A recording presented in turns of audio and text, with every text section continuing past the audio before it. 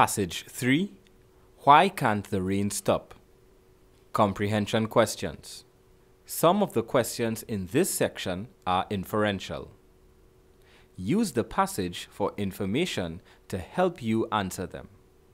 The last two questions can be answered from information in your head.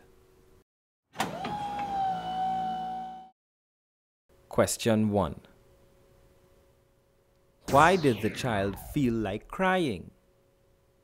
We scan the passage to spot the words crying or sad. Hey, there it is in stanza 3. So we read stanza 3 carefully to see why the child feels like crying.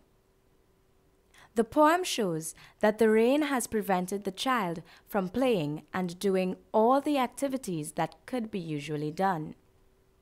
It also shows that the child is sad because of this and is hoping for the rain to go. These are the context clues which will help us answer the question. You can write your answer like this.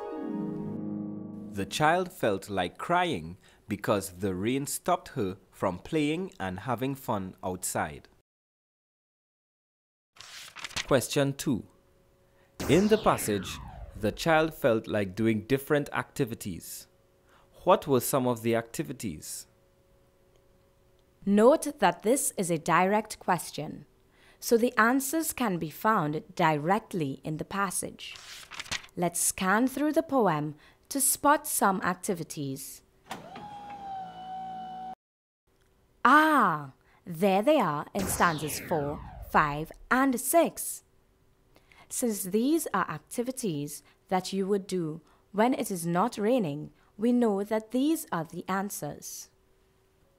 So the answer could read, some of the activities that the child felt like doing were running, jumping, hopping, and going up the hill to see friends. Question 3.